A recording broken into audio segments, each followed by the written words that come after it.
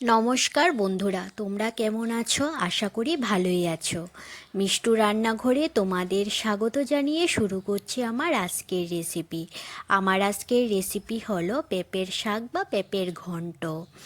এর জন্য আমি এখানে একটা পেঁপে নিয়ে নিয়েছি।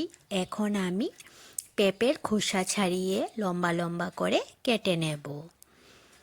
আমি আজ যে পেঁপের রেসিপিটি দেখাবো, এই রেসিপিটি সম্পূর্ণ একটি নিরামিষ রেসিপি। এই রেসিপিটি রুটি, লুচি কিংবা ভাত সব কিছুর সাথে লাগবে অসাধারণ। এই পেঁপের রেসিপিটি আমি কিভাবে করি তার জন্য সম্পূর্ণ ভিডিওটা দেখতে থাকো, তাহলেই বুঝতে পারবে কিভাবে এই রেসিপিটি আমি বানাচ্ছি। আমি যে পেঁপের রেসিপিটি আজ দেখাচ্ছি তা বানাতে একটু সময় লাগবে আর ধৈর্য সহকারে রান্না করতে হবে। তাড়াহুড়া করলে এই রান্নাটা সেই রকম স্বাদ হবে না। পেঁপেগুলি কাটার পর এখন আমি পেঁপেগুলিকে ধুয়ে থালায় নিয়ে নিয়েছি। এখন আমি একটা গ্রেটারের সাহায্যে পেঁপেগুলি গ্রেট করে নেব। গ্রেটারের একদিকে সরু হয়ে পড়ে, আরেক দিকে মোটা হয়ে পড়ে। গ্রেটারের যেই দিকে মোটা হয়ে পড়ে সেই দিকে গ্রেট করে নিতে হবে, তাহলে পেঁপের শাকটা ভালো হয়।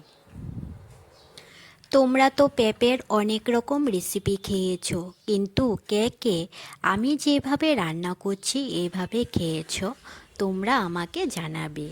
এই পেঁপের টুকরোগুলিকে গ্রেট করে রান্না করার জন্য এই রেসিপিটির নাম হয়ে গেল পেঁপের শাক।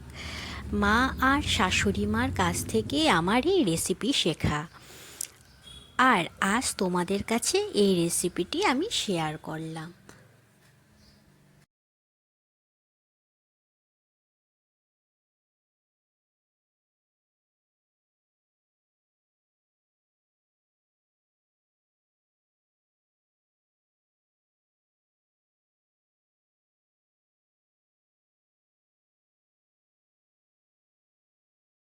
পেঁপে গ্রেট করা হয়ে গেছে। পেঁপের শাকের মধ্যে আলু দেয়া হবে, এর জন্য আমি এখানে আলুর ছোট ছোট টুকরো করে কেটে নিয়েছি। এখন রান্নাটা বসিয়ে দেব। গ্যাসে কড়াই বসিয়ে দিয়েছি। প্রথমেই আমি বাদাম ভেজে নেব। গ্যাসের আঁচ কমিয়ে বাদামগুলি খুব ভালোভাবে ভেজে নিতে হবে। বাদামগুলি ভাজা হয়ে এসেছে। এখন আমি বাদামগুলি প্লেটে নামিয়ে নেব।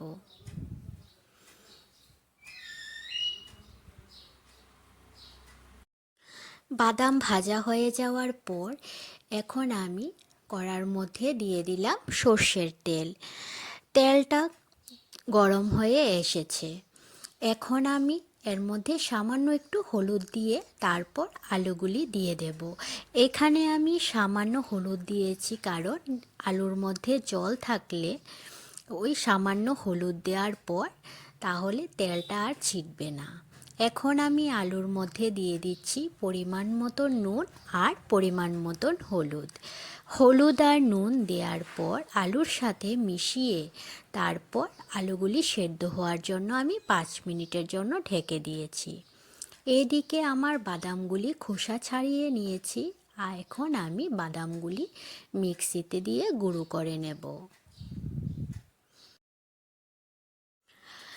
বাদামগুলি গুঁড়ো করা হয়ে গেছে। বাদামগুলি আমি এমনভাবে গুঁড়ো করে নিয়েছি যাতে ছোট ছোট দানা দানা থাকে, পুরো প্লেন করে গুঁড়ো করে নিই। এদিকে আমার পেঁপে শাকের মধ্যে যা যা মশলা লাগবে তা হলো জিরা, ধনে বাটা, কাঁচা লঙ্কা বাটা আর আদা বাটা আর বাদাম গুঁড়ো। এদিকে আমার 5 মিনিট হয়ে গেছে। এখন আমি ঢাকাটা তুলে নিয়েছি। আলুগুলি সেদ্ধ হয়ে গেছে। এখন আমি আলুগুলি লাল লাল করে ভেজে তুলে নেব।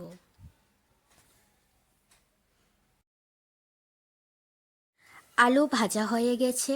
এখন আমি আলুগুলি প্লেটে তুলে নিচ্ছি। এই তেলের মধ্যে এখন আমি আরও কিছু পরিমাণ তেল দিয়ে দেব পেঁপের শাকটা ফোড়ন দেওয়ার জন্য। তেলটা গরম হয়ে গেছে। এখন আমি এর মধ্যে দুটো শুকনো লঙ্কা ভেঙে দিয়ে দেব, আর দিয়ে দেব তেজপাতা। শুকনো লঙ্কাগুলি যখন কালো হয়ে আসবে তখন আমি দিয়ে দেব পাঁচফোড়ন।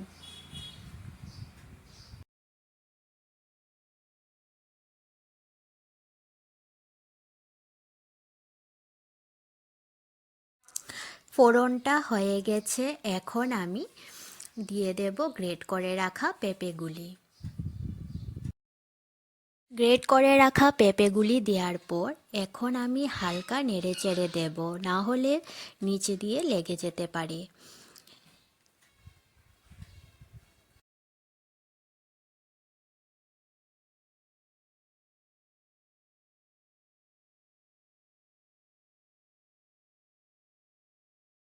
পেঁপেগুলি দেওয়ার পর পেঁপেগুলিকে 1-2 মিনিটের মতো নেড়ে চেড়ে এখন আমি এর মধ্যে দিয়ে দিচ্ছি পরিমাণ মতন হলুদ আর পরিমাণ মতন নুন। এখানে আমি 1/2 চামচ হলুদ দিয়েছি আর 1/2 চামচ নুন দিয়েছি। এখন হলুদ আর নুন দেওয়ার পর পেঁপের সাথে হলুদ আর নুন মিশিয়ে নেব।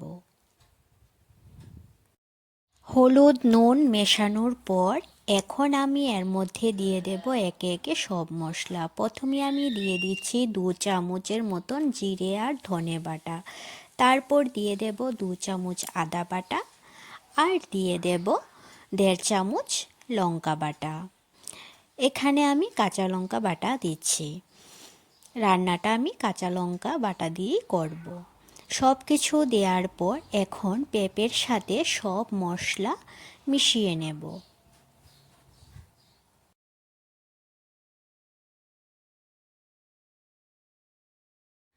পেঁপের সাথে সব মশলা মেশানোর পর গ্যাসের আঁচটা কমিয়ে 5 মিনিটের জন্য ঢাকা দিয়ে দেব, যাতে পেঁপেটা সেদ্ধ হয়ে যায়।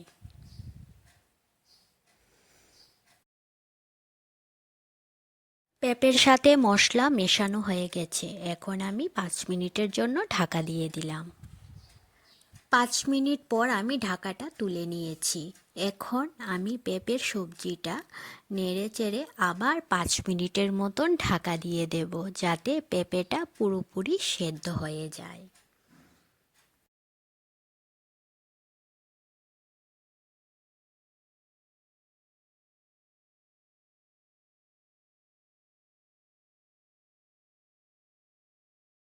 পাঁচ মিনিট পর আমি ঢাকাটা তুলে নিয়েছি।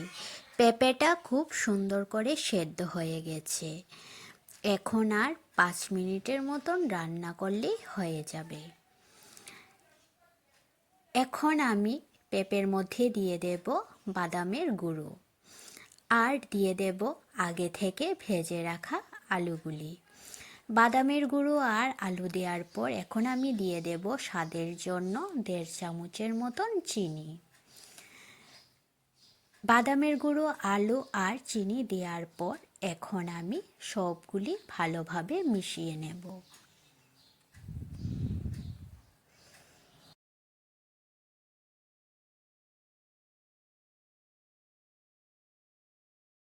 পেঁপে শাকটা হয়ে এসেছে, এখন আমি দিয়ে দেব 1 চামচ ঘি, আর দিয়ে দেব গরম মশলা বাটা।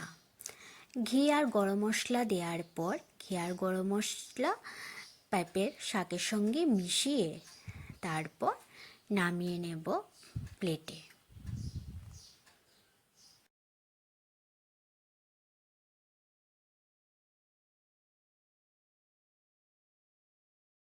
রান্নাটা আমার হয়ে গেছে, এখন আমি প্লেটে নামিয়ে নেব। আমার এই পেঁপের রেসিপিটা তোমাদের কাছে কেমন লেগেছে তোমরা অবশ্যই জানাবে, আর বাড়িতে অবশ্যই রান্না করে খাবে, খেতে খুব টেস্টি হয়। আর আমার এই রেসিপিটি যদি তোমাদের ভালো লেগে থাকে তাহলে লাইক আর সাবস্ক্রাইব করে দেবে। আমার ফেসবুক পেজ মিষ্টু রান্নাঘর, এই পেজটি ফলো করে দেবে।